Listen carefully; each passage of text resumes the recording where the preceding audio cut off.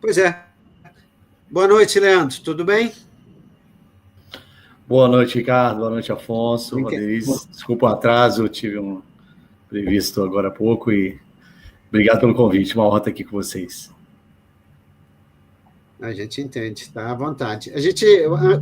O Pablo falou que você ia demorar um pouquinho, a gente abriu aqui e andou e caminhou aqui para uma discussão, só porque já estava com o horário marcado, né, com o público, então a gente resolveu entrar. Eu queria botar o Afonso, porque antes a gente já tinha aberto aqui, que a gente ia falar do conflito, né, Israel-Irã, e o Afonso tem dito muita coisa, aí já vai te embrulhar, porque tem personagens aqui de Brasília, secretários, que estão lá, né, Afonso? Tem uma turma que estava lá, ficou presa lá, e você sempre está questionando essa coisa. E aí você fala disso e a gente já passa para o Leandro para ele falar primeiro disso aí. Eu falei dos 3 patetas, né? Que é a secretária de SEDES, né? E mais 2 lá, que eu não me lembro o nome, secretário de Inovação, Ciência. Que tinham vários, né? Acho que uma delegação de 20 de prefeituras, etc., né? Secretários de prefeitura. E parece que os 3 patetas aqui de Brasília já voltaram, né? Mas, enfim, eu até usei o nome que o Israel, a ditadura, né? Cruel, assassina, tentando fazer soft power aí, com semináriozinho sobre questão urbana, assim, uma coisa totalmente... E até o Horta, né? Fernando Horta, discordou, né? Achava que era uma coisa de articulação mesmo com a direita aqui, né? Enfim, mas estavam lá, né? E a maioria acho que já voltou, mas uma pessoa, né, sendo secretária, qualquer cidadão, aceitar participar, né, de uma atividade num país que está distribuindo tiro, bomba, míssil para tudo quanto é lado, né, na região, está em guerra com todo mundo, digamos assim, aí na região, né, ocupando a Palestina, ataca o Líbano, o Iêmen, agora o Irã. Então, o que essa pessoa vai fazer num país desse para participar de semináriozinho sobre questão urbana? Uma conversa fiada, né? Quer dizer, passaram aperto lá e a gente ficou rindo deles aqui um pouco. Menos pena do que comicidade e ironia, né? E, assim, só para complementar aí a questão, acho que o objetivo do imperialismo aí no Irã é derrubar o governo. O Trump já declarou que queria matar o Khamenei, né? O Netanyahu também, né? Então, é esse o nível. Então, a questão política que é decisiva. O povo iraniano dá sustentação ao governo. Claro que é a República Islâmica, é uma coisa meio rara, assim, né? O único governo, assim, Estado religioso que tem um recorte anti-imperialista. A Líbia não tinha, o Iraque, o Saddam Hussein não tinha, o Assad não tinha, e os 3 foram derrubados, cada um de um jeito. O Gaddafi foi barbaramente torturado, e o Saddam Hussein também foi executado, e o Assad conseguiu sair no acordo com a Rússia, principalmente com a China, com a Rússia, né? E está morando lá na Rússia, enfim. Foi poupado, a vida dele foi poupada, mas já tinha perdido o controle completamente do país. A gente achava que o Assad tinha algum controle na Síria, né? Então, no Irã, o que eles estão apostando? Eu acho que, aí é a minha opinião, pessoal, não é aposta, não é bet, né? O Irã fez uma revolução. O Irã tem uma raiz ali revolucionária. Eu acho que não vai ser tão fácil, né? Se vai matar o Khamenei ou não, no bunker, não sei das quantas, porque o Trump ele é blefador, né? Ele é muito blefador. Mas o objetivo é esse, né? É derrubar o governo. Ou causar uma fissura, né? Eu acho que o governo só cai ali, digamos assim, se tiver um racha interno aí entre a direção religiosa e isso aí passar para o povo, enfim. É assim que funciona a política, né? Mas não há sinais de que isso esteja acontecendo. Estão apostando nisso. Então, assim, uma bomba a mais, um míssil a menos, não faz muita diferença nessa conta, na minha opinião. E, Leandro, eu queria passar para mas voltando nesse assunto dessa presença aí desses secretários, né? Eu acho que o Afonso falou isso, né? Que são secretários aí do GDF. Porque esse lobby de Israel ele já existe há muito tempo, né? Eles financiam essas visitas, né? Tem relação com segurança pública e tal, mas assim até uma questão moral também, né? Porque não havia ainda o conflito com o Irã, mas já estava nessa escalada aí desse genocídio em Gaza, né? Talvez até uma posição moral, né? De a ética de quem se dispôs a ir a Israel participar desse seminário, desse encontro, não sei. Tudo bem? Boa noite, bem-vindo, viu? Boa noite, prazer mais uma vez estar com vocês, agradecer o convite. Como o Afonso estava colocando, Valderiz, peguei aqui o final também da análise. Por quê? O que foram fazer? Qual é a razão? Pensando no interesse do Distrito Federal e nessas pessoas como gestores públicos, o que o Distrito Federal teria a ganhar com essa visita? Qual é o propósito? É a articulação de alguma agenda, de algum programa que vai trazer benefícios para a população, vai desenvolver parcerias científicas, tecnológicas, econômicas? Nunca ficou claro exatamente qual era o propósito. Assim como tantos outros líderes políticos do Congresso Nacional, por exemplo, têm feito essas visitas a Israel, muito mais para recortar, fazer um lobby digital, um lobby de redes sociais, nessa confusão, nessa associação absolutamente esquisita que tem entre o neopentecostalismo, com a imagem de Israel, com a estrela de Davi, com essa perspectiva mais extremada e mais ultraconservadora do espectro cristão, né, que de cristão não tem quase nada, aliás, não tem nada, se a gente for olhar para a essência do cristianismo. Então, enfim, você tem ali realmente algo a ser esclarecido, e seria muito bom que essas lideranças, essas figuras públicas dissessem de fato o que elas foram fazer lá e por quê. E por que essa eventual visita poderia ajudar Brasília, porque até o momento nada disso foi falado.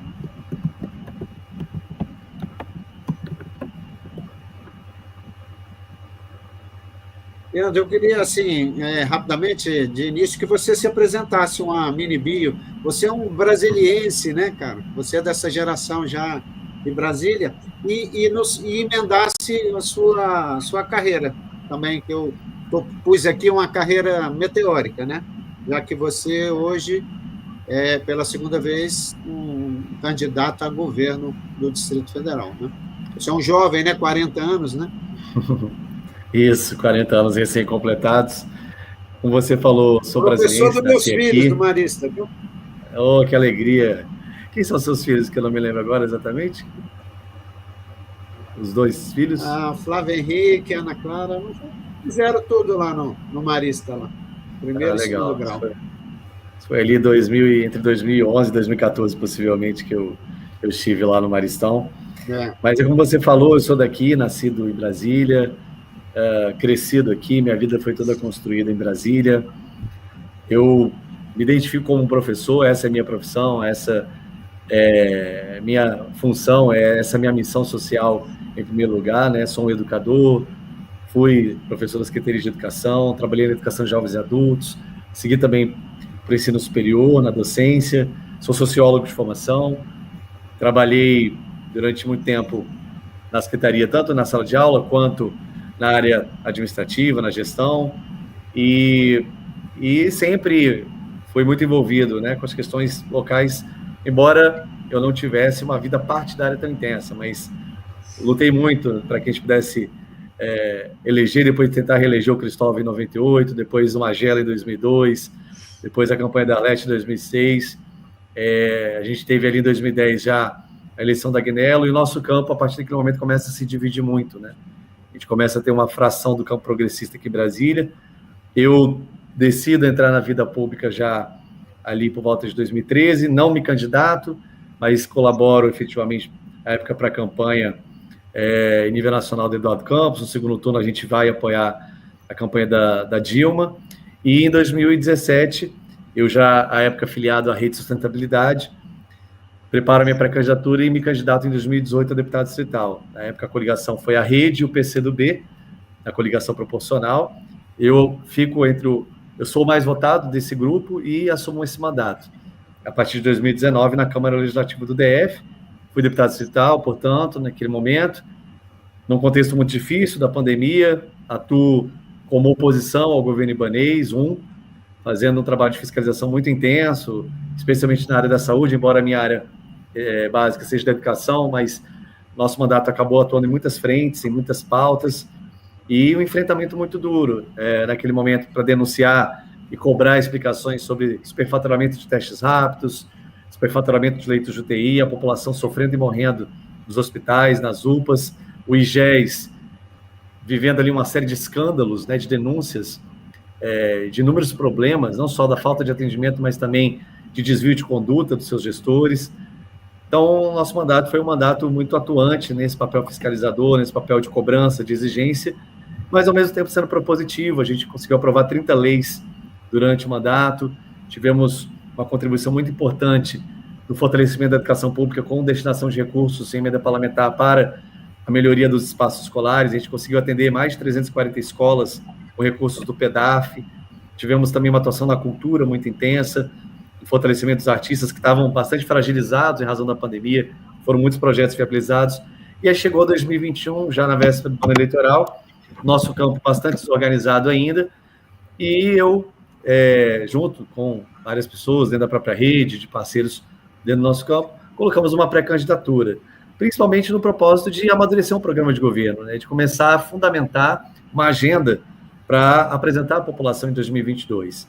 Naquele momento, eu ainda estava na rede, nós passamos a, então, discutir uma federação com o Partido dos Trabalhadores, com o PSB, com o PV, e acaba que a rede não se posiciona, o PSB decide não entrar na federação, e aí o PT ainda também no processo de indefinição, o PV me convida, eu vou para o PV com o objetivo da gente fortalecer esse projeto da federação e ter uma candidatura viável no Distrito Federal e fortalecer também a campanha do presidente Lula. E aí é que a gente, então, dá mais um passo, monta uma chapa, né, com a Rosilene ao Senado, eu ao governo, a Algamir na condição de vice-governadora, e um processo muito bonito, né, que a gente construiu aqui com os comitês de luta, com a militância do Partido dos Trabalhadores, com as lideranças também do PV e do PCdoB, um trabalho que, embora de curto prazo, porque a gente não teve tanto tempo para fazer a pré-campanha, nos levou a 26,3% nas urnas, 434.587 votos, faltaram apenas 4.996 para um segundo turno, o que seria muito bom para a cidade, na nossa avaliação, e saímos da campanha no primeiro turno fortalecidos, embora com uma derrota eleitoral, mas com uma grande vitória política de fazer esse campo se reorganizar minimamente e ir para a campanha do presidente Lula no segundo turno um pouco mais unificado, um pouco mais em sintonia. E o Lula tem aqui no Distrito Federal o seu melhor desempenho entre o primeiro e o segundo turno, na comparação, proporcionalmente falando, né? A gente teve ali 42% dos votos, não chegamos a superar o Bolsonaro, mas foi onde o presidente Lula melhor desempenhou, melhor performou entre o primeiro e o segundo turno, proporcionalmente falando. E aí vem a transição, eu contribuo na transição com uma série de temas que me foram delegados ali, principalmente na perspectiva do desenvolvimento regional, também em outras pautas, da pauta ambiental, e ao final e ao cabo o presidente me convida para assumir a presidência do Instituto Patrimônio Histórico e Artístico Nacional, o IPHAN, que é uma autarquia hoje novamente vinculada ao Ministério da Cultura, ficou 4 anos durante o governo Bolsonaro presa lá no Ministério do Turismo, já que o Bolsonaro extinguiu a cultura, e hoje a gente está nessa retomada da política do patrimônio, fazendo muitas ações. Para mim também uma experimentação de gestão muito importante. O IPHAN é um órgão muito, muito complexo, muito multifacetado, então a gente lida com muitas pautas, política urbana, né, nos centros históricos, obras, né, o IPHAN executa obras, a gente tem todo esse trabalho de engenharia. Exato, o patrimônio imaterial, que aí é um trabalho de comunidade, de participação social com os grupos da cultura popular, patrimônio arqueológico, licenciamento ambiental, então está sendo uma experiência muito, muito bacana, uma grande honra também poder desempenhar esse papel na reconstrução da cultura do Brasil e, ao mesmo tempo, o nosso campo em diálogo aqui no Distrito Federal, para ano que vem a gente apresentar um projeto viável, forte, competitivo, eleger, se não a maioria, pelo menos a metade da bancada federal, fazer 4, 5, 6 deputados, se for possível, eleger pelo menos 12 deputados distritais, a gente equilibrar o jogo na Câmara Legislativa, eleger 2 ou um senador, senadora pelo menos, e a gente conseguir fazer uma disputa ao governo que apresente um projeto para a cidade, principalmente resolvendo os problemas históricos que Brasília está vivendo aí nesses últimos 6 anos, em especial na saúde, na educação, no transporte, na economia. A economia está péssima, o DF tem 14% de desempregados praticamente, a juventude está sofrendo muito, a população mais periférica está sofrendo muito, e tantas outras situações que a gente vê todo dia por aí.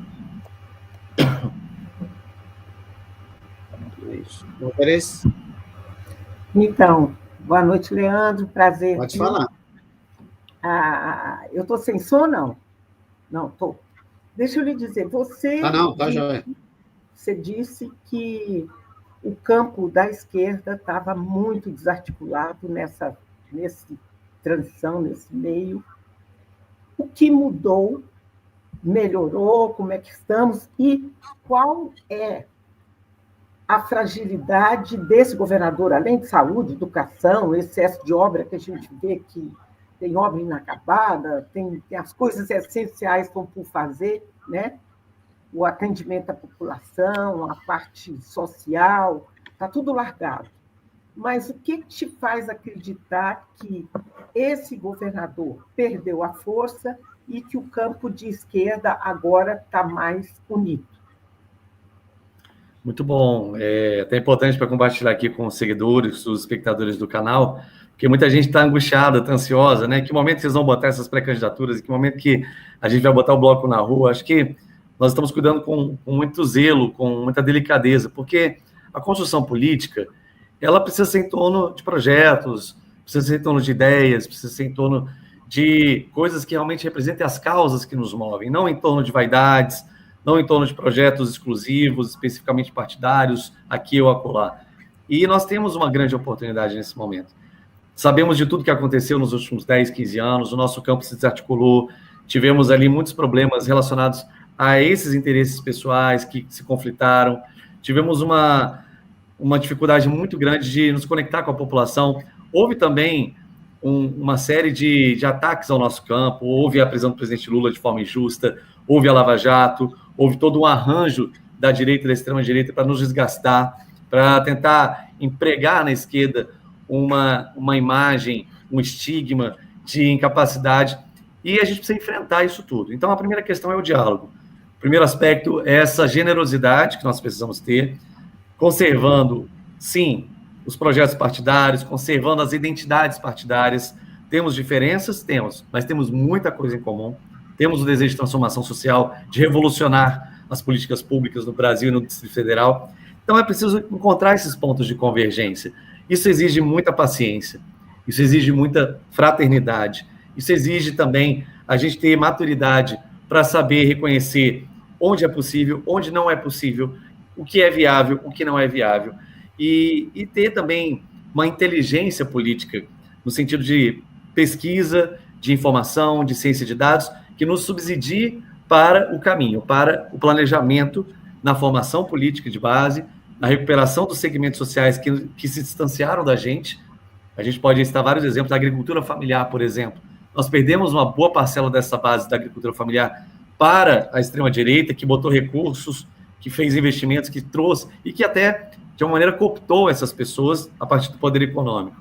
Também na periferia, né, com o avanço de algumas lideranças neopentecostais que não têm nenhum apreço pelo povo, mas que se utilizaram dessa artimanha da enganação, do populismo religioso, do proselitismo. Temos muitas lideranças religiosas sérias no Distrito Federal, em várias vertentes, seja na matriz católica, na matriz africana, na perspectiva espírita. Tem muita gente séria, que trabalha bem, que apoia a comunidade, que ajuda os mais pobres. Mas também tem muito charlatão e tem muita gente que engana o povo.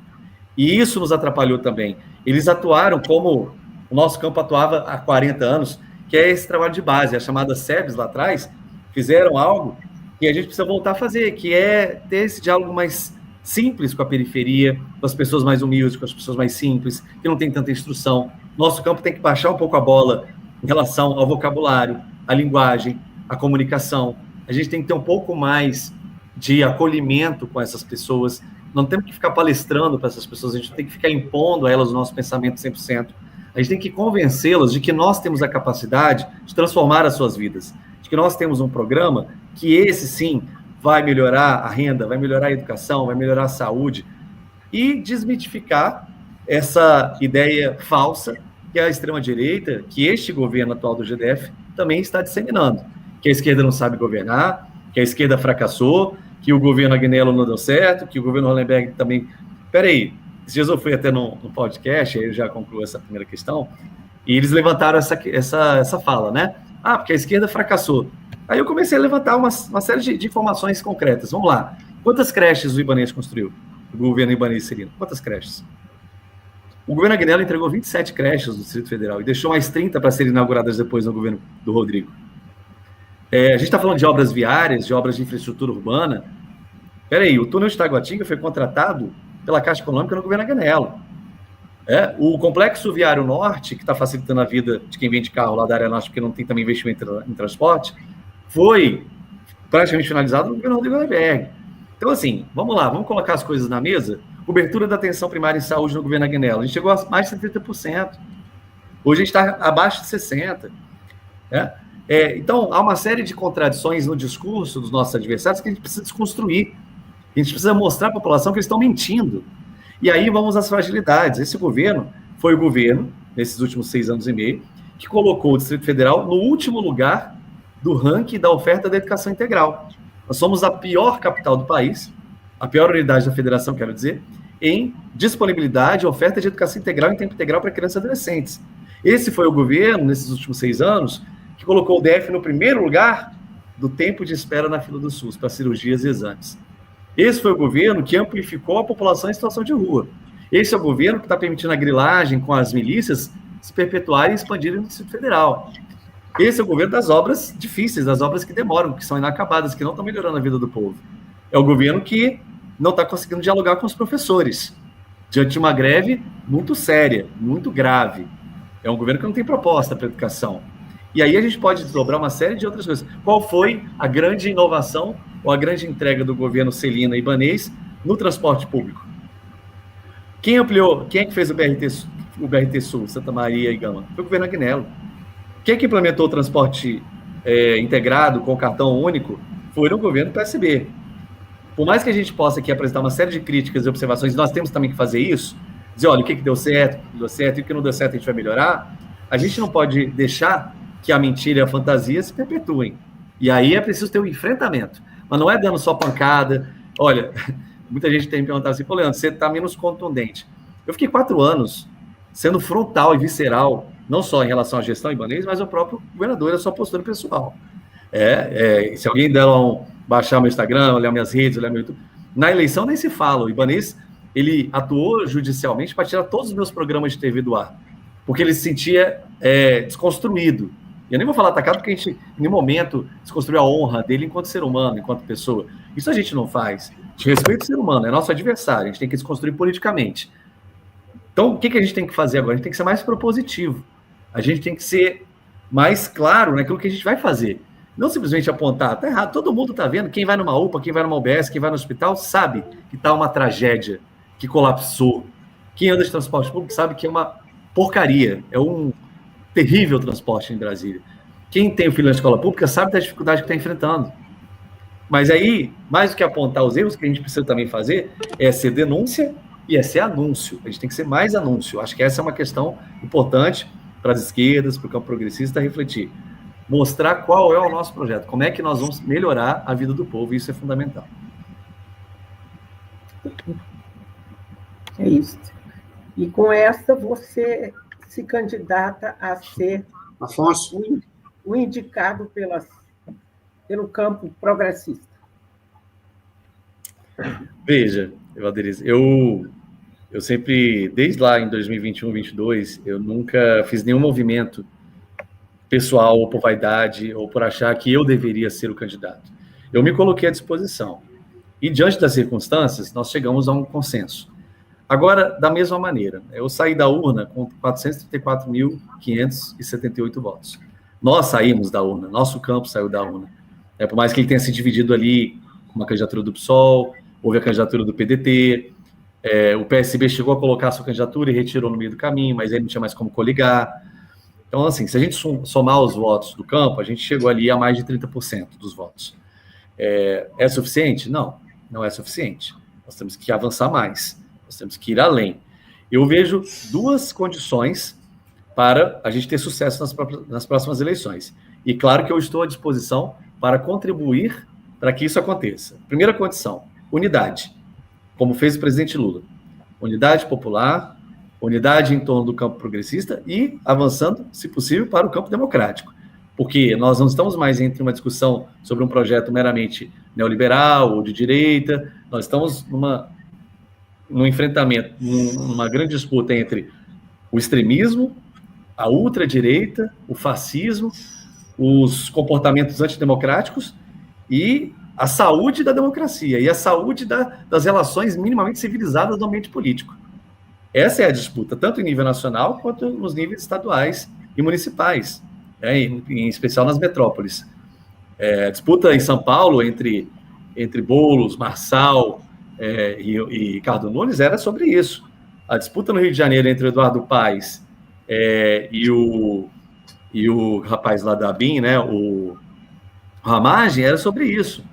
Aqui no Distrito Federal vai ser esse campo nosso contra o grupo formado por Celina Leão, Michele Bolsonaro, Bia Kicis, Damares, que, não sendo candidata, vai fazer parte dessa construção. Então, contra essa galera, contra esse grupo, contra esse projeto que a gente está disputando. Então, eu estou, sim, à disposição. Eu sou o pré-candidato a governador, mas o meu esforço é construir essa unidade, porque se a gente não construí-la, posso ser eu, pode ser outra pessoa, pode ser qualquer um outro, não haverá chance. Essa é a minha leitura hoje, com base naquilo que a gente tem levantado de informações, pesquisa quantitativa, pesquisa qualitativa.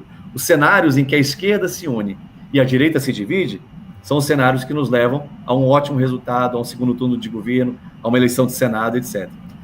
E a segunda condição, que é muito importante, é a gente ter um alinhamento nacional. Também é importante a gente fazer esse exercício de mostrar que Brasília não pode ficar na segunda prateleira. Embora aqui sejam só 2 milhões e pouco de eleitores, Brasília é decisiva para o projeto nacional. Assim como Bahia assim como Rio de Janeiro assim como São Paulo e Minas são. Todos os estados são, mas a capital da República, ela tem que ser o exemplo. Ela tem que ser o modelo. Então você imagina uma cidade governada por extremistas, com bancada extremista de maioria no Congresso e na Câmara Legislativa. Como é que vai ser isso, né, com o governo federal que a gente vai trabalhar para reeleger? Já vimos 8 de janeiro. Já foi ali um ensaio do que pode acontecer. Não foi pior por uma série de variáveis. Vou entrar aqui em discussão disso agora. A gente sabe muito bem. Mas poderia ter sido pior. O golpe poderia ter vingado. E eles vão continuar tentando fazer isso, eu não tenho nenhuma dúvida. Então, se a gente não ganhar Brasília, o Brasil está em risco. Essa é a minha avaliação. Portanto, apoio nacional e unidade local são duas questões que têm que caminhar muito próximas. E a gente tem feito esse exercício de conversar com os ministros, conversar com as lideranças nacionais, com os dirigentes, para fazer essa sintonia, esse alinhamento acontecerem. É a minha vez agora, Afonso. O Leandro Braz é um quadro aí, né? Um quadro importante da esquerda de Brasília, um companheiro de muito conhecimento, acumulou muito conhecimento, muita experiência também, apesar de ser um jovem comparado a mim, por exemplo. Mas, enfim, eu sou juventude acumulada, né? Então, eu teria várias perguntas para fazer, mas acho que aqui na TV Travessia, nessas lives, não adianta você colocar 5, 10 perguntas, melhor assim, fazer um comentário, se você quiser fisgar aí, você fisga e responde, né? Assim, primeiro, esse comentário que o Chico Bahia está fazendo aqui, saudações alvinegras aí, Chico Bahia, classificado aí para as oitavas mundial. Essa questão aqui, que se fala pouco, né? Mas é uma questão assim, muito. Você não precisa considerar, né, Afonso? Oi? A coisa de Botafogo não é. Não, isso aí é um detalhe desprezível para a nossa discussão aqui, mas eu queria citar assim, porque isso aqui é aritmético, houve isso aqui, né? E faltou 5 mil votos, né? 5 mil votos para qualquer candidato, 5 mil votos válidos, né? Levariam para o segundo turno. E se apurou em votos todos do PT, digamos assim, né, de cabo a rabo do PT, que teve 10 a 15 mil votos que o eleitor não colocou 43, jogou 13, apertou o enter e anulou o voto. Né? Então, isso é um dado muito importante. Claro que quem tem veneno contra o PT vai dizer isso aí foi alguma sacanagem do PT, não teve nada disso. O PT é um partido de massa. Então, tem o eleitor da base, tem gente que tem dificuldade mesmo, esse aparato, essa urna eletrônica, fica aí, tem intimidado. Enfim, aconteceu, né? Aconteceu, e é um dado impressionante mesmo. É um dado impressionante. Então, isso é um dado. Por outro lado, você está acompanhando do lado de fora o que está ocorrendo hoje no PT, nós estamos no processo de eleição interna, então já houve um entendimento aí, abarcando 95%, né, das correntes políticas internas, de que o PT tem que ser o cabeça de chapa, entendeu? Então, eu vou falar uma coisa aqui que, assim, não é para forçar a barra, não. Você teria espaço dentro do PT, óbvio, né? Agora, claro que você tem sua trajetória política, você tem seus compromissos, você está conversando aí nos bastidores. Eu não tenho nenhuma informação de bastidor sobre isso, mas você encaixa com uma luva aí dentro do PT, entendeu? Por outro lado, tem aqui, eu estou falando um monte de coisa, né? Você responde o que você quiser. Aí, por outro lado, tem a questão da federação, né? Federação, aí eu vou dar minha opinião. Federação com PT, PCdoB e PV. A ideia da federação foi uma ótima ideia, mas ela ficou muito populista, ela não pegou na base. Aí tem várias explicações para isso. Demanda outras lives. Né? Eu tenho minha opinião sobre isso, mas assim, não pegou assim foi de cima para baixo, isso que eu queria dizer. Foi de cima para baixo. Eu defendo o fim da federação? Não defendo o fim da federação. Não defendo porque seria uma sinalização muito ruim se acabar com essa federação. Depois criou, vai acabar para quê?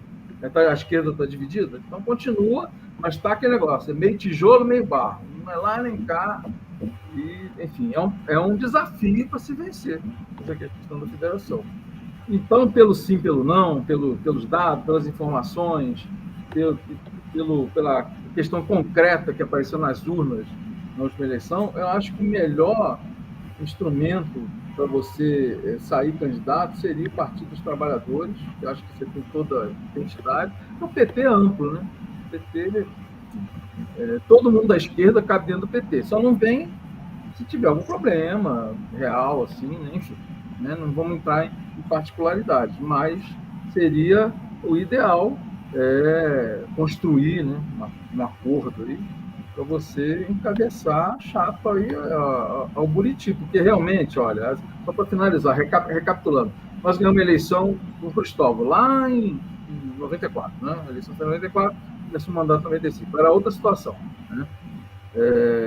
Enfim, Brasília era outra Brasília, a gente éramos outros também, o PT era outro, né? Você era outro, o PT bem jovem, Ricardo, Roderei, éramos outros.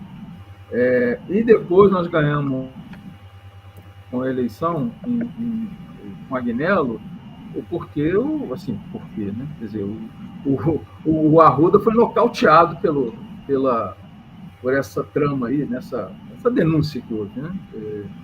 Como é o nome mesmo da denúncia? Com Lava Jato. Caixa de Pandora. Caixa de Pandora, exatamente.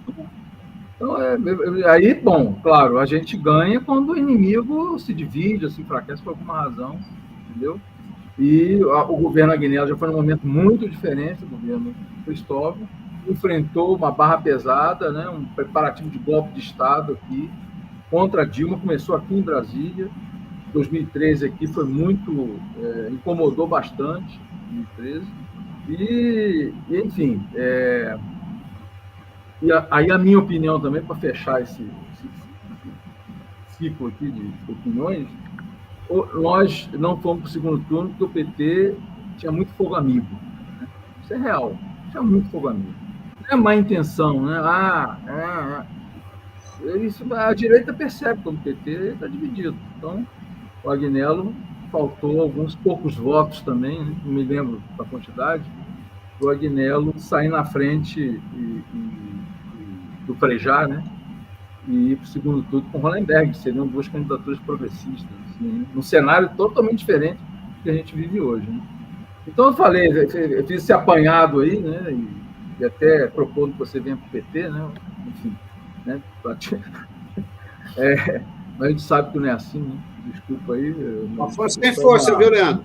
Uma ousadia da minha parte, assim, né? A gente sabe que não é assim, né? Tem PT, que é uma construção política, né? Mas eu queria que você comentasse, assim, essas minhas diversas opiniões aí, se você quiser comentar. Legal, Afonso. Primeiro, obrigado. A gente fez muita coisa boa junto na campanha, né, no nosso comitê de luta lá do Guará, tivemos bons momentos, boas atividades na rua, todo mundo com muita coragem, muita garra mesmo. Esse é um fenômeno interessante que a avaliação que ficou solto, não foi pensado na época da composição das federações, que é a legenda, o número. Estava até resgatando aqui para não errar na hora de falar, nós tivemos ao todo no Brasil 2,5 milhões de votos, no 13 e no 22, em estados cujos candidatos não eram do PL ou do PT. No DF foram 18.400 votos aproximadamente no 13 e no 22, 17.100. Melhoraria o nosso resultado, mas não resolveria em si o nosso problema da margem entre o Ibanez ganhando o primeiro turno ou não.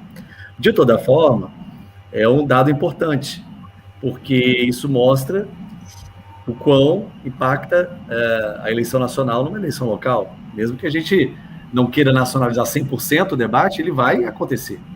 Essa nacionalização ela vai pegar e ela vai impulsionar a dinâmica local. Eu tive uma experiência muito, muito gratificante com o PT na última eleição. Eu militei praticamente todas as campanhas do PT, né, na adolescência e na juventude. Corri muito de Kombi dos eleitores das equipes do Roriz, da L2, da W3 Sul, paravam, né, e atrás da gente, que a gente ficava lá bandeirando para o Magela e para o Cristóvão em 98. Faz parte, essa polarização, ela é uma tradição no Distrito Federal. A gente polarizou muitos anos com o rorizismo, né? Depois, ali, já nos anos 2000, houve uma certa divisão da própria direita e da própria esquerda, ambos se dividiram, e aí você tem a ascensão do Arruda, a eleição de 2006 a gente fracassa bastante, né? Não consegue unidade, e a gente volta a ter uma unidade em 2010, na campanha do Agnello, com o Rodrigo Hollenberg e o Cristóvão candidatos ao Senado. A gente faz governador, os 2 senadores, eu não lembro ao certo se foram 5 deputados federais daquela coligação, e dos distritais eu não sei, não vou nem chutar aqui, mas acho que foi bastante também. Frente ampla, ali foi frente ampla, foi para além de uma frente de esquerda.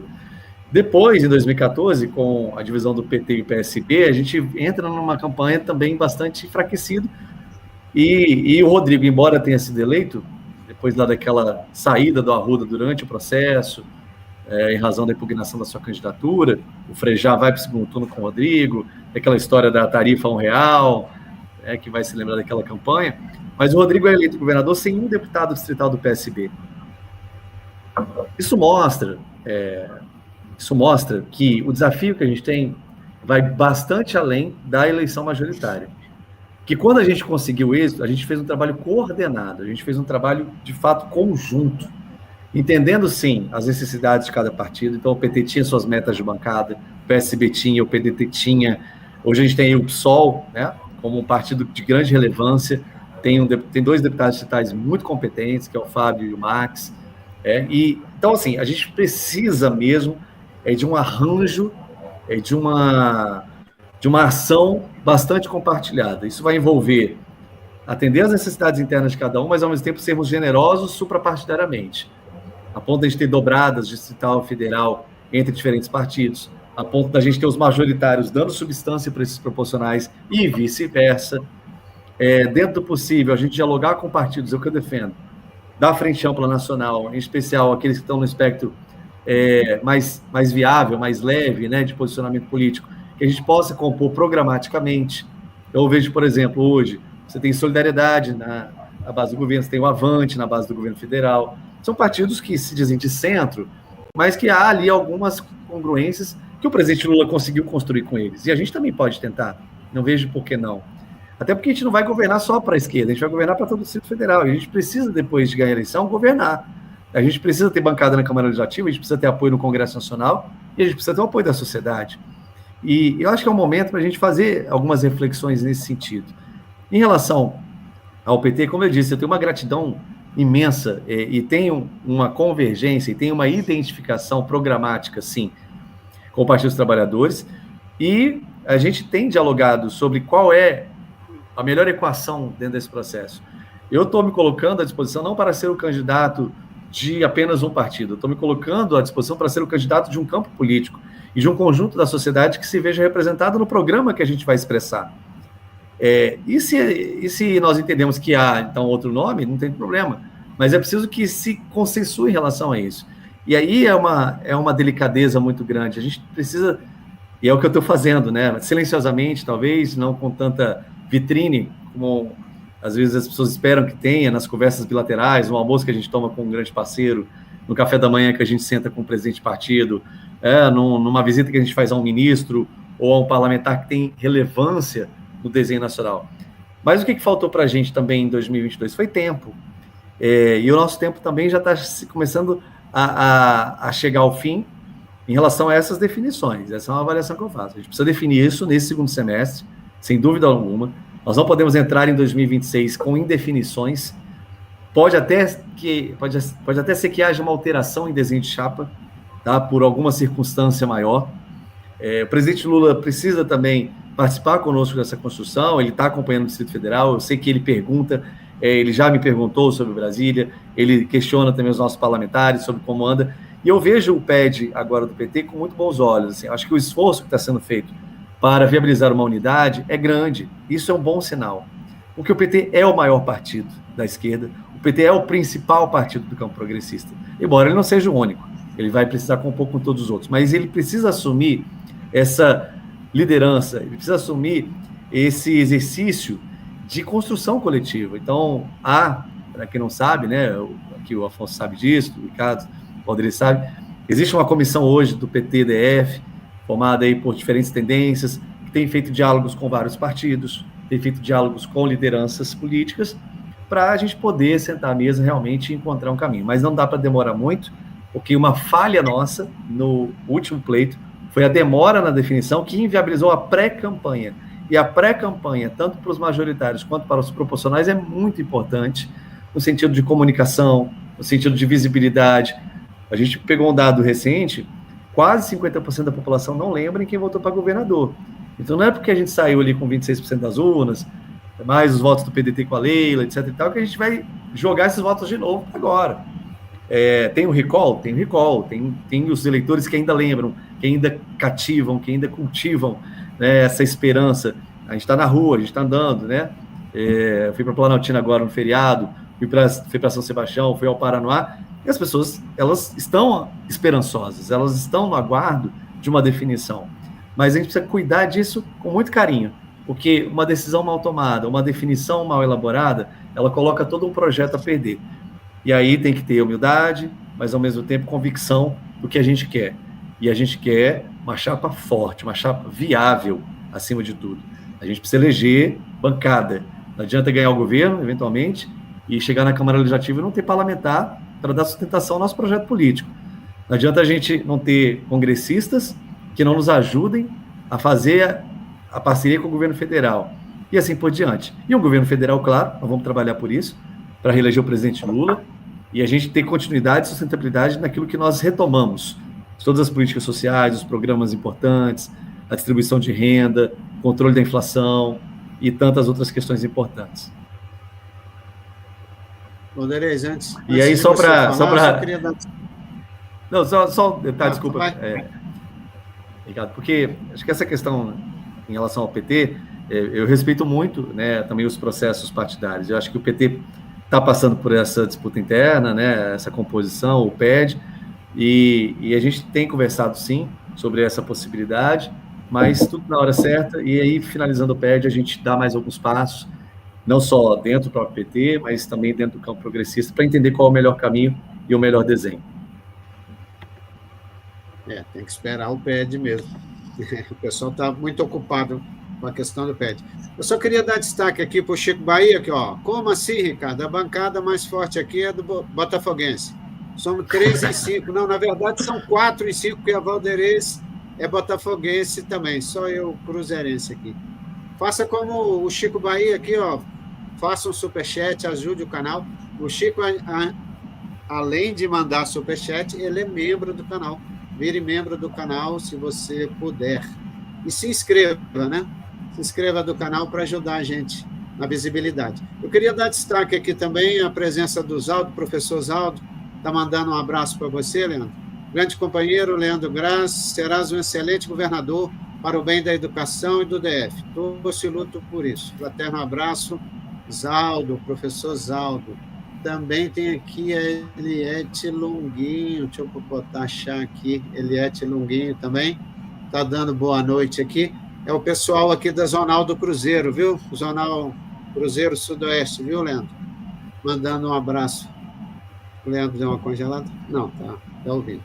Leandro, eu queria... Você transitou aí por esperar o PED, por ter cuidado, mas você falou de botar o bloco na rua, que o pessoal fica cobrando. Outras candidaturas já estão se impondo, né? Você está fazendo todo esse arranjo interno, político, né? Tomando todos os cuidados necessários, que é um dos pontos da política. Mas, assim, a gente sente a necessidade de realmente ver seu bloco na rua, porque política é ocupação de espaço, né? Se as pessoas... Você vai depois aí para uma pesquisa e o seu nome, né? Há uma necessidade, você falou isso agora no final da sua fala também, de você estar visível também para a população entender. É isso? Está faltando? Está na hora? Ou só mesmo depois do PED? Ricardo, acho que você já deu Você já deu uma melhorada aí, né? Eu acho que de uns tempos para cá você já está... a gente está cuidando de muitas coisas ao mesmo tempo, né? A gente está cuidando do Brasil, eu estou nessa função hoje de gestor público federal, que de fato me exige muito, tenho trabalhado bastante nesse sentido, de corresponder às expectativas do próprio presidente, da própria ministra Margarete Menezes. É um órgão muito importante, né? O IFAM atravessa muitas políticas públicas. Para mim está sendo uma grande oportunidade, porque eu estou ganhando experiência de gestão, mas ao mesmo tempo isso também me demanda tempo, isso me demanda disponibilidade. Por outro lado, a gente não deixou em nenhum momento estar nas ruas. Eu continuo, em especial, final de semana, dias à noite, fazendo encontros, fazendo reuniões, apoiando projetos, construindo pontes e mantendo viva essa chama da esperança, essa chama da mudança que as pessoas querem ver no Distrito Federal. É claro que hoje existe uma variável no processo político chamada redes sociais. E nas redes sociais há muita performance. Nas redes sociais há muita caricatura, nas redes sociais há muitos personagens que não são naturais, são artificiais. E que, óbvio, em especial quando aplicam recursos vultuosos em impulsionamento, que aplicam recursos vultuosos para fazer esse conteúdo circular em determinados nichos, eles vão ser percebidos. Eu nem critico, porque é uma estratégia e ela está aberta para todo mundo. Ela está livre, está acessível para todo mundo que quiser fazer. Agora, é claro que num momento como esse, em razão de eu estar numa função pública, não poder receber nenhum tipo de doação, nenhum tipo de aporte financeiro, até pela condição partidária, ainda estou filiado ao PV, o PV tem também as suas fragilidades do ponto de vista estrutural, acaba que pessoas que gastam mais, pessoas que investem mais nessa estratégia, dão a sensação de que estão mais em ação do que outras. Mas nós estamos em ação. Inclusive, dentro do próprio Partido dos Trabalhadores, tenho participado de alguns momentos, de alguns encontros. A gente tem, com a militância, nos comitês que se mantêm vivos, feito encontros também, diálogos. E eu estou tentando me mover para alguns lugares, para alguns ambientes que a gente não conseguiu alcançar tão bem na época da campanha. Algumas associações, entidades, institutos, grupos que trabalham com mulheres, que trabalham com crianças, fazer esse diálogo em territórios onde a gente não foi tão bem. Por exemplo, a gente teve um resultado bastante aquém do esperado no Recanto das Emas, no Riacho Fundo 2, em Santa Maria. Eu estive em Santa Maria semana passada participando de um projeto social para adolescentes na área de educação e já fazendo esse diagnóstico de onde precisamos colocar mais energia e mais tempo, né, para o melhor resultado. Agora, a gente também vive uma situação um pouco atípica, porque essa eu acho que é a campanha mais antecipada que a gente já teve na história do Brasil. Acabou 2022, as pessoas já estavam discutindo 2026. Tempos atrás acabava, beleza, quem ganhou governa, quem não ganhou vai para a oposição. Você tem ali uns 2 primeiros anos de um certo apaziguamento, de uma relação republicana minimamente respeitosa entre base e oposição. Mas dessa vez não, nós estamos num tiroteio, nós estamos num tensionamento político. Veio 8 de janeiro, e aí vem depois mais uma tentativa lá na frente do STF, né, um atentado, quero dizer, com aquele homem-bomba. E o ambiente pesado, né? A gente está nesse ambiente pesado. Né? E rede social, as fake news, agora inteligência artificial, o tempo inteiro. E as pessoas querem que você se posicione o tempo inteiro sobre tudo. Não dão tempo para você processar, construir um posicionamento mais maduro, mais consistente. Você tem que estar o tempo todo falando de tudo. E é óbvio, para quem tem mais tempo livre, isso fica mais fácil, né? Para quem está envolvido com muitas responsabilidades, se torna um pouco mais difícil. Mas acho que o trabalho está sendo feito, as conversas estão acontecendo, as pessoas estão muito conscientes da sua responsabilidade. Eu vejo todos os líderes do Distrito Federal muito conscientes do nosso campo, compreendendo. Talvez há divergências de estratégia, de se antecipar ou não antecipar, mas isso tudo está sendo processado para que a gente consiga realmente encontrar o consenso. Valderice? Então, você notou que essa bancada aqui é uma bancada de cooptação, né? O Afonso tenta de cooptar, e agora eu vou tentar cooptar o Ricardo para o Botafogo, porque não é possível, é o único dissidente aqui. São classificados. E eu achei interessante, eu acho que você já está com o pé no PT, porque você cometeu um ato falho e disse, eu ainda estou no PT. Veja, eu tenho também muita gratidão, Valderice, ao Partido Verde, especialmente ao diretório local, à presidência local, o Eduardo Brandão, que sempre foi um cara muito transparente comigo, muito correto, o nosso grupo também, que é de pessoas históricas do próprio PV, ativistas ambientais, ambientalistas, que estão há muito tempo ali sustentando o partido com todas as dificuldades, e me deu, o PV, a gente tem um diálogo permanente, né? Eu participo das reuniões executivas sempre que posso, a gente está sempre na federação fazendo um esforço com o Jaci, com o próprio João Vicente, né, que é do PCdoB, ampliando muito o diálogo com o PDT hoje, na figura da senadora Leila, ampliando o diálogo também com o PSOL, seja através dos seus parlamentares ou através da sua direção. O PSB, a gente segue dialogando sim com o PSB, apesar do PSB ter optado neste momento por fazer um movimento mais individual, e ao mesmo tempo com a cidadania, que está passando por uma mudança muito importante, tanto em nível nacional quanto local, a saída da deputada Paula Belmonte, do Cidadania, o Marcelo Aguiar, hoje é o presidente da Fundação Nacional, e é o secretário que está organizando ali esses diálogos. O Cristóvão Buarque se reaproximou também, acho que teve um momento muito importante do ano passado, que foi aquela sessão solene dos 40 anos da eleição do governo democrático popular, promovida pelo Gabriel, Ricardo e Chico. Eu acho que criou ali um canal, né, uma ponte que é necessária. Tivemos erros, todo mundo errou, todo mundo falhou, mas muita gente também acertou. Acho que a gente tem que olhar para frente, né? Se a gente fizer a política olhando só para o retrovisor, a gente não vai sair do lugar. Temos que olhar para frente, superar ali as divergências, tentar construir essa unidade popular, porque Brasília está indo mal. Eu tenho uma avaliação de que a cidade está vivendo o pior momento da sua história. Mas, Ricardo, eu queria só fazer um comentário, porque quando você fala, a gente tem a sensação de que está tudo bem, que está conversando e tal, papá. Mas a gente sente falta daquele olho no olho da política do passado, de vocês conversarem com as pessoas, de estarem presentes na vida das pessoas. E, claro, que a gente sabe que as redes sociais... interessante que antes dessa live, né, nós estávamos falando sobre performance nas redes, né? Que os caras vendem uma imagem e assim, lá em Minas a gente fala que pessoas assim ou assuntos assim são miolo de pote. Sabe o que é pote? Né? Aquele negócio de barro que não tem nada dentro. Então, as pessoas são assim, não tem nenhum conteúdo, mas acabam fazendo o maior sucesso nas redes. Eu acho que é um grande desafio.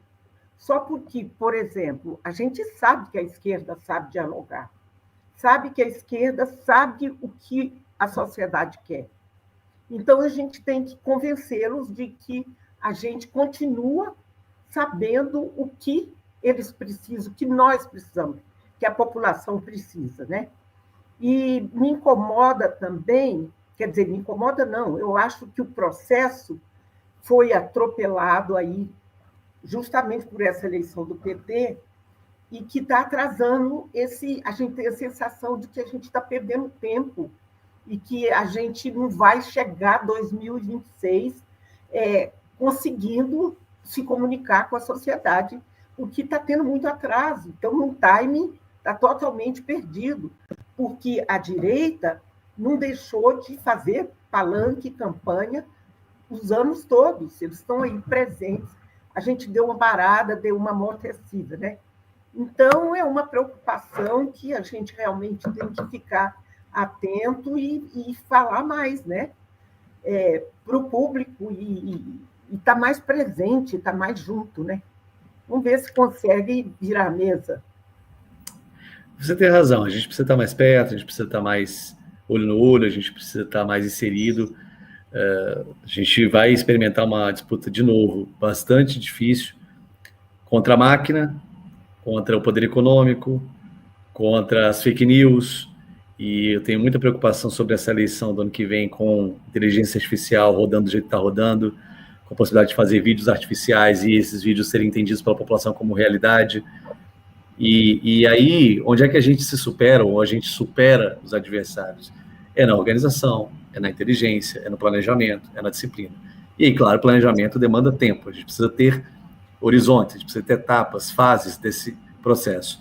Então, a minha avaliação é de que, realmente, o segundo semestre agora, ele é o momento chave para a gente posicionar uma chapa majoritária, para a gente poder já colocar os nossos nomes prioritários aí a proporcionais.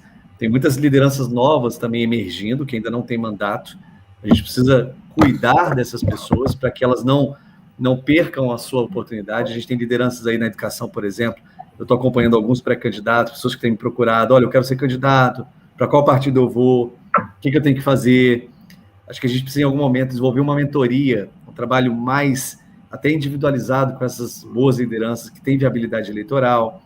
Temos que fazer um investimento importante também em estrutura de comunicação digital. Nosso campo ainda é mais analógico do que a direita. A direita está mais digital, está mais tecnológica, o nosso campo está um pouco mais analógico. E, principalmente, fazer essa política autêntica que a esquerda sabe fazer, porque foi assim que ela surgiu. A esquerda ela não nasce dos próprios partidos que a representam. Ela nasce da base social e depois se torna partido.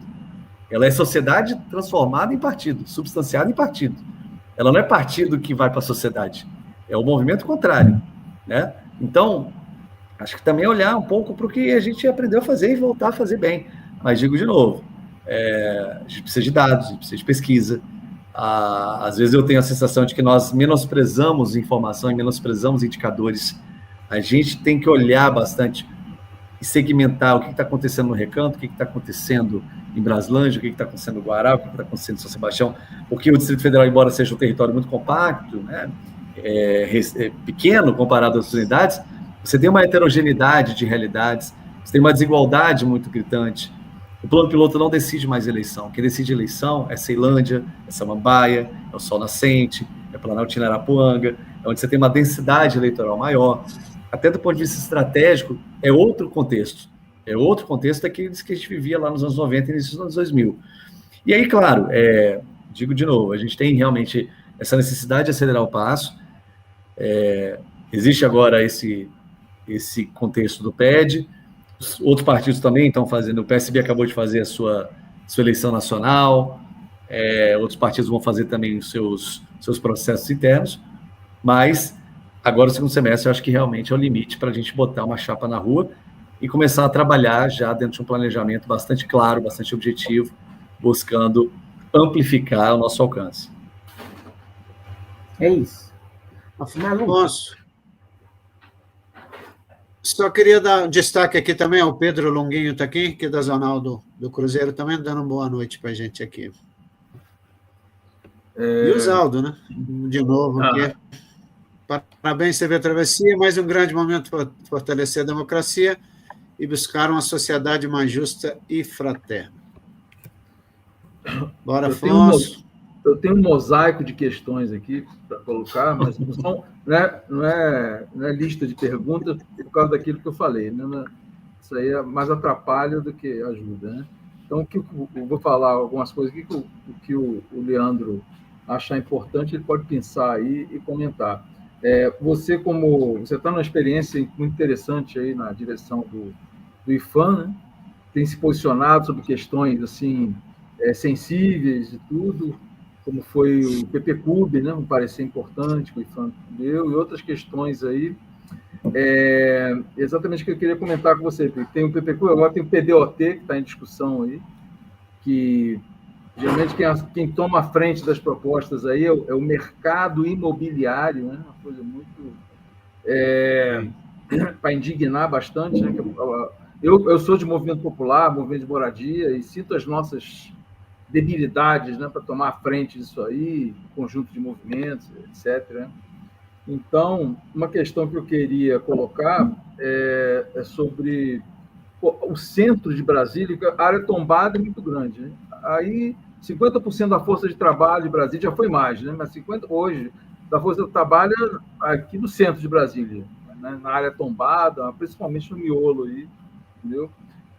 Nós estamos vendo a decadência aí, né, não só na área tombada, mas chama atenção a área tombada, o quê? W3, setor comercial sul, setor de diversão sul, setor bancário sul, entendeu? Então, os proprietários de imóveis estão preocupados com o patrimônio deles, óbvio, né?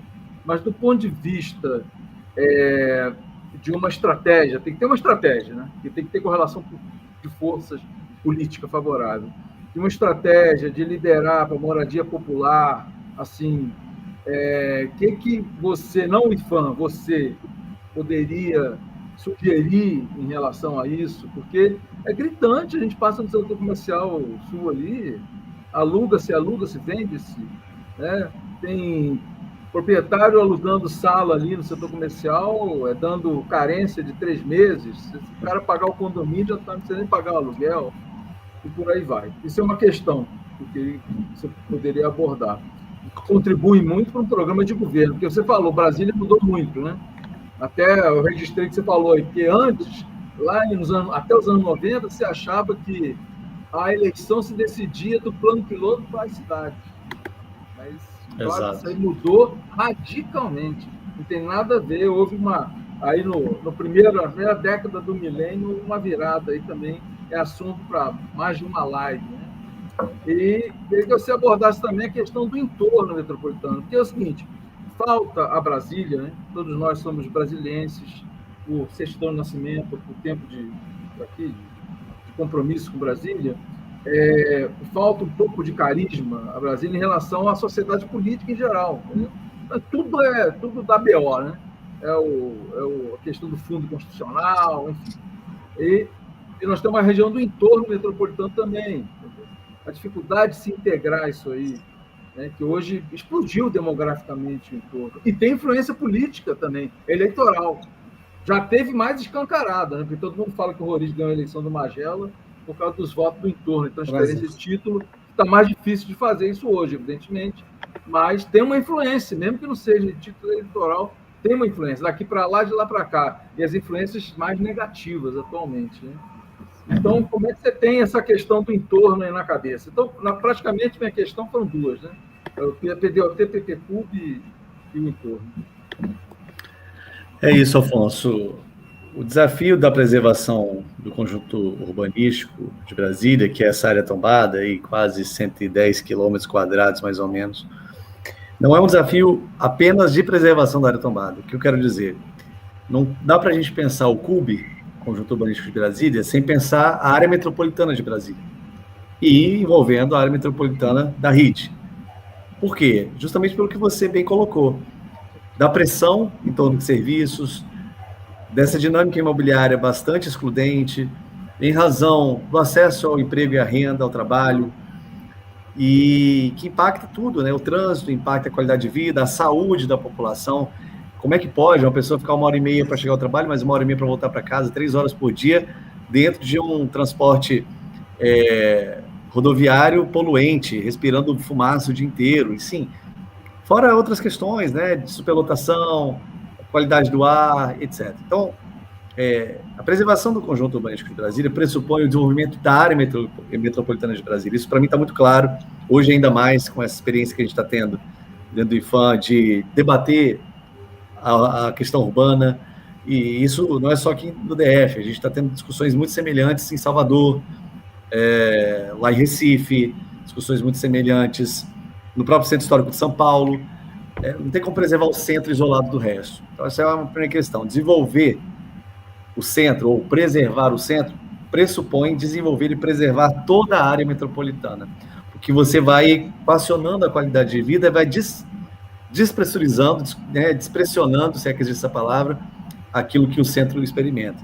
Tem questões também relativas à falta de projeto, à falta de um planejamento urbano, de um programa de preservação. A gente tem visto, por exemplo, Salvador, e olha que é um governo de direita, né? Só para dizer que é uma questão só da esquerda, porque a gente tem visto até governos mais à direita adotando boas práticas. Mas a Prefeitura de Salvador hoje tem um programa de crédito tributário a partir do investimento que se dá no centro histórico. Então, se uma pessoa ela pega um imóvel no centro histórico de Salvador hoje e ela investe, metade do que ela investiu retorna em crédito tributário. Ela pode usar esse crédito tributário ou repassar para um CNPJ, para um CPF. Por que não faz isso na DAP3 Sul? Por que a gente não faz isso em outras áreas do setor comercial sul que estão degradando? Recife, e aí lá nós temos uma prefeitura mais à esquerda, está usando muito bem o Estatuto das Cidades na perspectiva do potencial construtivo, do direito de construir, aumentando a projeção em áreas menos sensíveis, do ponto de vista urbanístico, para que haja investimento nas áreas mais sensíveis e recuperando imóveis tombados. A questão da desapropriação por abandono, tem uma série de ferramentas de gestão urbana que o DF poderia estar implementando hoje que não está, e que com certeza estarão no nosso programa de governo lá no ano que vem, porque esse é um elemento central para melhorar a segurança pública, para melhorar a qualidade de vida da população e levar, né, deslocar esses elementos de qualidade que hoje estão no plano piloto para as outras regiões administrativas. Não dá para a gente ter uma cidade como Ceilândia com um nível precário de arborização como ela vive hoje. Não dá para a gente chegar em Planaltina e você não ter o nível de acessibilidade urbana, calçada, como a gente tem, comércio que não tem como andar, né? Porque não tem calçada direito. E assim vai, a gente poderia estar todas as regiões administrativas com déficit de urbanidade. Todas elas têm déficits de urbanidade muito sérios. E aí, de novo, é projeto, é programa, é planejamento, é você ter uma política para isso. E a mesma coisa em relação à RID, né, a área do entorno, que nos impacta em vários aspectos, inclusive eleitoralmente, mas é inacreditável que até hoje nenhum governo, tanto do DF quanto de Goiás, tiveram a competência política para desenvolver consórcios governamentais para saúde, para educação, para trabalho e renda, para a questão do transporte. Veja a questão do transporte no entorno, como é precária. Essa falta de um arranjo que faça sentido para a população, da integração do transporte do entorno com o transporte do Distrito Federal e de Goiás. A questão mesmo dos modais. A gente ouve falar em trem, em monotrilho, em outras coisas há mais de 40 anos. Nunca ninguém teve competência para tirar isso do papel e colocar em prática. A gente teve ensaios ali, principalmente no primeiro governo Dilma, que havia ali um diálogo minimamente estabelecido entre o governo de Goiás, o governo do DF e o governo federal, mas que infelizmente não teve tempo de vingar, né? Tem razão também do golpe. A gente estava com alguns desenhos de projetos, mas que não avançaram. Então, há muito por fazer. As vocações econômicas do Distrito Federal e da RID. Não tem mais saída para o Distrito Federal pensando esse modelo meramente imobiliário, da construção civil. Ele está esgotado e ele não alcança a população como um todo. Então, a vocação econômica de ciência e tecnologia. Brasília poderia ser o grande parque tecnológico do Brasil e da América Latina. A gente poderia ter um hub com Goiás. Está aí a inteligência artificial. A gente poderia ter aqui um grande polo de desenvolvimento disso para beneficiar a população de fato, para melhorar o desempenho das instituições. O Brasil não tem um governo digital. E, enfim, dá para a gente passar aqui tempão falando sobre a possibilidade de a gente desenvolver biotecnologia no DF, na RID, com todo esse cinturão verde que nós temos de Cerrado, com soluções para a área da saúde, com soluções para terapias, para desenvolvimento científico, enfim. Tem essa questão também da economia criativa, né, que o Guilherme está trazendo, que impacta o setor de bares e restaurantes, que estão sendo silenciados, fechados de maneira seletiva, a gente sabe disso. São alguns bares, são alguns restaurantes, não todos. São os nossos nichos de frequência, de participação mais progressista que estão sendo silenciados. Numa claríssima estratégia de desmobilização da nossa própria base cultural e política. Então, a questão cultural, do turismo, são desperdícios que Brasília está vendo. A nossa terra, as nossas terras, de forma geral, sendo aí parceladas, ocupadas ilegalmente, griladas, e agora com milícia, coisa que a gente não via Brasília até um certo tempo. É isso que está acontecendo. E aí, a avaliação que eu tenho é que a gente está indo para um lugar de não retorno. O que é o não retorno? É a gente entrar em condições, como o Rio de Janeiro entrou, do crime organizado, vinculado ao território, com o controle das comunidades, e aí isso precariza também os serviços públicos, por consequência, mas ainda há retorno. Ainda tem como a gente reverter isso, na perspectiva mesmo de uma organização, de um trabalho sério que esse campo possa fazer.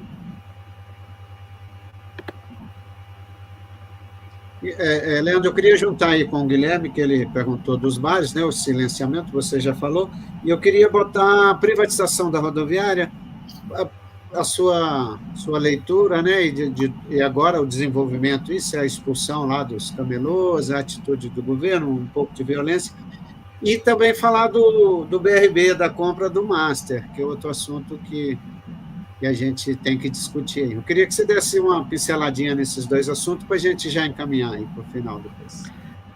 Tem uma coisa em comum nos dois casos, Ricardo, que é a falta de transparência e a falta de esclarecimento sobre as razões pelas quais essas medidas estão sendo tomadas. No caso da privatização da rodoviária, dessa PPP, dessa concessão, veja, a gente teve problemas aí no Tribunal de Contas, questionamentos judiciais, sobre a concessionária que tinha ganhado, sobre o modelo de implementação. Eu estive há poucos dias conversando com permissionários da rodoviária, com pessoas que trabalham lá, semana retrasada agora, e eu estou realmente assustado, e eu dei até algumas recomendações, algumas orientações para eles, sobre o que podem fazer, porque até o momento não fizeram um chamamento dos atuais permissionários, que têm prioridade, segundo o próprio edital, no sentido de permanecerem ali, para conversar. Eles estão tratando no varejo, estão chamando um, depois chama outro, depois chama outro, e aí vão fazendo vários pesos e várias medidas nas ofertas a esses permissionários. Uns vão pagar mais, outros vão pagar menos pela metragem. Então está muito cinzento, está muito esquisito esse processo, zero transparência pública, né? E até na questão da cobrança do estacionamento lá em cima, da plataforma superior, estão caminhando para a mesma lógica que a gente critica no transporte público. Ou seja, quem vai informar ao governo quanto que ele tem a pagar ou a receber é o próprio controlador do espaço. É que nem no transporte. Quem informa ao BRB Mobilidade quanto que o governo tem que repassar de subsídio são as próprias empresas, porque elas que controlam o sistema de bilhetagem na prática. Então, ali vai acontecer a mesma coisa. Quem são essas pessoas que estão no consórcio? A quem elas são ligadas? Quais são seus vínculos políticos? Tudo isso pode ser perguntado tranquilamente, seja via Ministério Público, seja via Tribunal de Contas, seja pela sociedade. Então, acho que tem um ponto importante aí nessa concessão que precisa ser esclarecido, que é a condução, que é a implementação e quais são os benefícios sociais que de fato vão aparecer. Porque até agora, a única coisa que eu vi eles colocaram lá são um montão de banquinhas brancas, inclusive irregulares. A própria concessionária está cometendo irregularidades na ocupação do espaço. Várias banquinhas, uma do lado da outra, ditas provisórias, e precarizando o atendimento da população. Em relação ao Banco Master, é um escândalo o que está acontecendo. Isso é algo absurdo, que precisa ser fortemente questionado pelos órgãos de controle. Cabe, como já tem havido ali, um movimento até no nível judicial, para a gente entender o que o Distrito Federal vai ganhar com isso, porque até agora não tem nada dito a respeito. Quem vai se beneficiar dessa compra, dessa venda? Como é que isso vai impactar o BRB, que é um patrimônio do Distrito Federal, é um banco que ainda tem condições de fomentar a nossa economia, de promover crédito barato e acessível para quem precisa, de induzir o desenvolvimento regional. Foi para isso que o BRB surgiu. O BRB não nasceu para patrocinar time de futebol, O BRB não nasceu para ser banco digital, o BRB não nasceu para ser rentista. Mas o Flamengo, né, Leandro? Pô, não, Mas, enfim... Ora isso, né?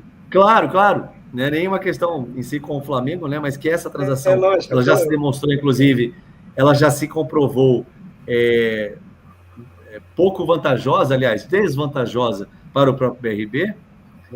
Tudo isso tem que ser questionado. Na época do mandato, a gente entrou no Ministério Público de Contas, com representações, etc., em relação a esse patrocínio, mas acho que principalmente no sentido de descaracterizar o BRB naquilo que ele precisa ser, que é um banco de desenvolvimento regional para garantir o fomento aos pequenos, acima de tudo, aos pequenos agricultores, aos pequenos empreendedores, ao comércio local, a quem quer investir na cidade para valer, para ser um banco que financia mansão de senador da República, para ser um banco que vai patrocinar leilão de gado, um banco que vai patrocinar time de futebol sem nenhum tipo de retorno para a sociedade brasileira. Investimento em aeroporto em outro estado, parece? Não sei se é rodovia ou aeroporto também. Financiando obras em outros estados. Eu nem acho que o BRB não possa ter uma estratégia em nível nacional, né, de ampliar as suas capacidades. Mas ele não está fazendo feijão com arroz, está fazendo dever de casa. Eu sou cliente do BRB, eu fico maluco assim, quando eu vejo algumas coisas, porque até como correntista, até como alguém que usufruiu desse banco em momentos que eu precisei, eu fico preocupado, que onde é que isso vai chegar? O que isso vai gerar para o BRB? Está colocando o BRB em risco, essa é a verdade, que é algo importante para a sociedade do Distrito Federal. Você passou pela greve dos professores, a gente entrevistou aqui, né, Afonso, o Fabiano Luz, lá de Santa Catarina, e durante a entrevista lá com ele, a proposta que o governador lá, o bolsonarista lá apresentou, é a mesma, a conduta, parece que tem um padrão de funcionamento também, Leandro. Engraçado isso, né? Foi 10%, não conversa, não dá abertura de conversa, o mesmo padrão de comportamento do Jorginho Melo, né? Em Santa Catarina. O que você tem a falar também da greve aí dos professores? Olha, o que eu tenho a dizer, primeiro, do governador, professor, né? Como professor, dizer que poucas vezes eu vi uma greve tão legítima como essa na classe, na categoria dos professores. Em razão de tudo que está sendo vivido, em razão de toda a precarização, em razão do desprestígio que a atual gestão aqui do DF tem com os professores, né, lida com os professores. Eu vou dizer o que eu acho, dando um exemplo para este contra-exemplo, né? O governo federal, por exemplo, está passando também por negociações. Nós tivemos agora, recentemente, quase 30 dias de greve da cultura. MINC, IFAM, IBRAM, Palmares, FUNARTE, os servidores entraram em greve. Qual foi a nossa postura? Primeiro, acolher, sentar à mesa, entender qual era a reivindicação. Trabalhar para atender essa reivindicação na melhor condição possível. Foi isso que nós fizemos. É isso que um governante, é isso que um líder público, é isso que um gestor público tem que fazer. A primeira postura não pode ser de judicialização. A primeira postura não pode ser de apontar o dedo e fazer críticas à mobilização dos trabalhadores, sejam eles da educação, da saúde, da assistência, qualquer outra área. A postura tem que ser de diálogo, de abrir as portas, sentar aqui, vamos lá, qual é a questão? Se não tem como atender plenamente, demonstre, comprove, ou faça uma repactuação, apresente expectativas, mostre o que é possível. Não adianta levar para a justiça e vai ganhar ali no grito, achando que vai ganhar, porque perdeu também, né? Não conseguiu dessa vez. Então, esse é o comportamento que se espera de um governador, de uma vice-governadora, é o comportamento que se espera de uma secretária de educação. Não é a intransigência ou a agressividade no tratamento com uma categoria tão importante, que faz tanto pela sociedade como a dos professores, que estão lá no piso, né, no último lugar do ranking dos salários do GDF de nível superior, que não recebem aumento real. O que me chamou a atenção foi o padrão, né, de comportamento, Leandro. Contrário ao que você está falando, né? Eu acho não é isso que a cidade quer, não é isso que a cidade precisa. É da intransigência, do tensionamento de puxar e esticar a corda, de usar dos aparatos judiciais para inibir a greve, para intimidar a categoria. Não é coerente. Todo um padrão. Rodrigues, vamos nos despedir do Leandro? Já quase 1h30. A gente nem combinou, né, Leandro? Papo bom, né? Mas, então, eu acho que Por isso que chama bate-papo. Eu acho que os candidatos a qualquer cargo político do Executivo no Distrito Federal têm um grande desafio, que é sermos capital federal. A gente observa que a classe média, e eu me incluo nela, todinha, ela vira as costas para o Distrito Federal e só olha para o governo federal. Se você perguntar para um cidadão que, além de funcionário público, é uma classe média em Brasília, ou comerciário, tudo, e perguntar quais os problemas que enfrenta o Distrito Federal, provavelmente esse cidadão não vai saber te falar, porque ele não vai saber o que está acontecendo na periferia. É típico de Estado que agrega, que acata e que acolhe o governo federal. Aconteceu, o Rio de Janeiro era assim, Brasília é assim. A classe média ignora. Eu acho, por exemplo, que tem que ter um discurso para essa classe média, mostrando também o que o governo e o apoio do governo federal a esses candidatos. Porque é impressionante, a gente não sabe dos problemas. E aí vai lá e vota, né, sem conhecimento dos problemas. Mas eu acho assim que precisa ser um candidato de cabeça boa, jovem como você, porque você demonstrou em 2 ocasiões da nossa conversa que está aberto a propostas novas, não necessariamente proposta da esquerda ou proposta sectária. Quando você cita o governo da Bahia, que realmente faz um excelente trabalho lá, o governo do município. Eu frequento a Bahia há uns 40 anos, tem casa por lá. Desde o ACM Neto até agora, nunca vi Salvador tão organizado, tão sem lixo, e tanta coisa nova, tanto museu novo, tanta coisa nova ali naqueles centros históricos, coisas maravilhosas, Museu do Negro, Museu da Música, coisas que surgiram assim e a capital se transformou. Um outro exemplo que você citou foram os consórcios. Consórcio os primeiros consórcios que foram feitos em Minas Gerais foi na batuta do Aécio Neves, no governo Fernando Henrique Cardoso. E é um negócio impressionante como funciona. Eu sou de uma cidade do interior, Coromandel, e a gente tem poucos... Bom, na área médica, por exemplo, na área da saúde, você pega uma gestante, leva para uma cidade que é 30, 40 minutos de distância, ali eles têm ultrassonografia. Se essa é uma cirurgia de risco, você leva para Uberlândia e vai assim, todo mundo se conecta. Tem uma Kombi, uma ambulância que sai toda manhã distribuindo os... Por que isso não é feito entre Goiás e Distrito Federal, né? Então, a gente não entende por que a gente não avança, porque muitos governantes têm essa viseira e não estão abertos para novas propostas. Parabéns, viu? A gente precisa de candidatos ótimos e de cabeça aberta. Afonso. Obrigado, Valdez.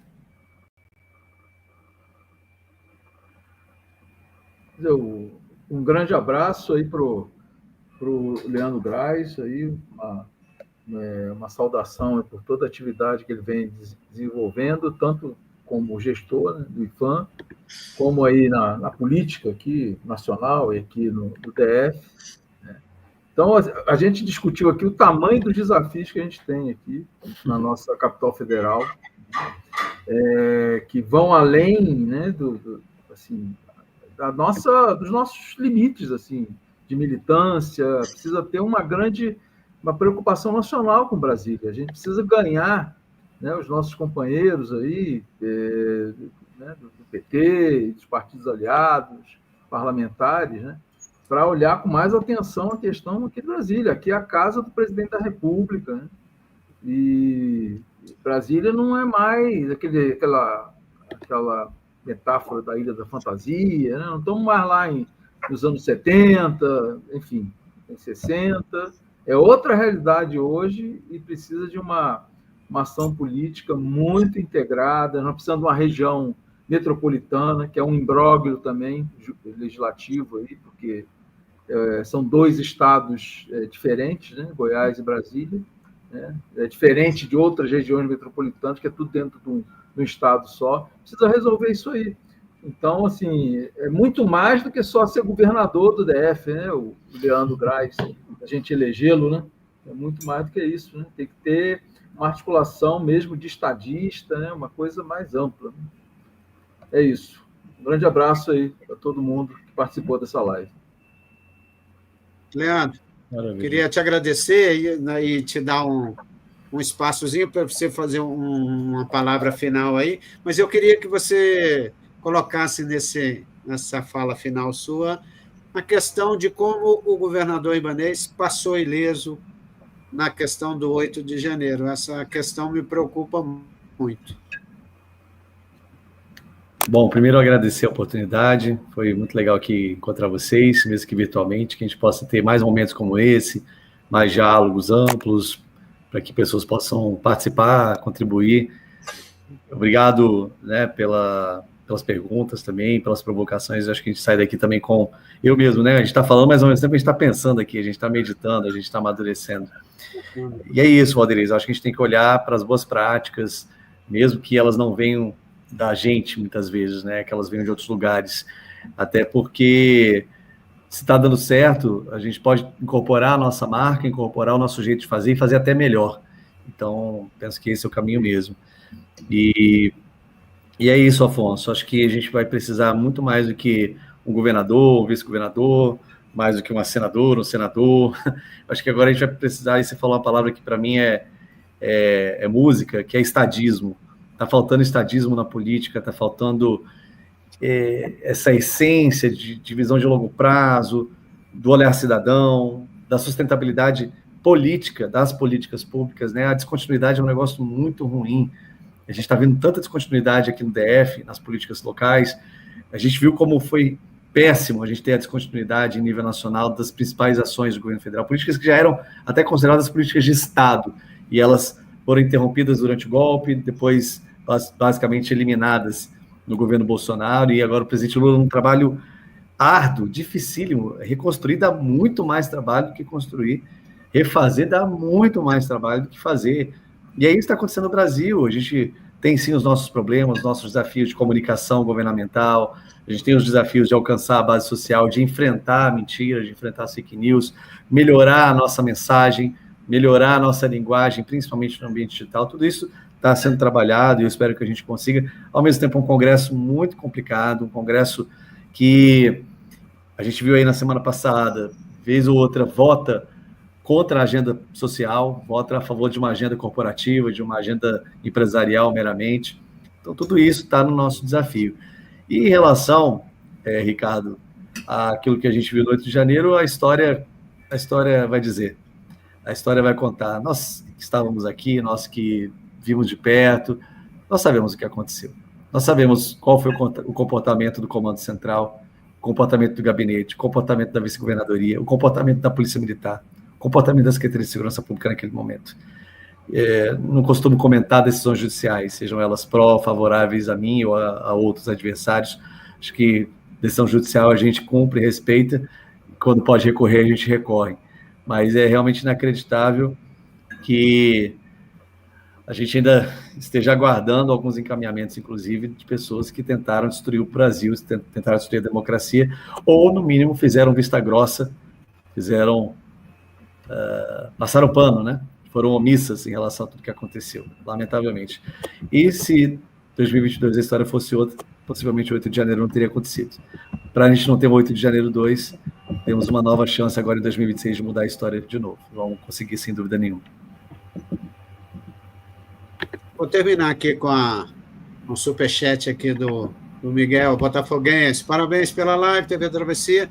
Trazer um político tão capaz, bem informado, só soma e ensina. O Graz só podia ser homem de uma estrela, botafoguense. É isso. Estrela solitária, saudações. É o Chico. O Chico está sempre ajudando a gente.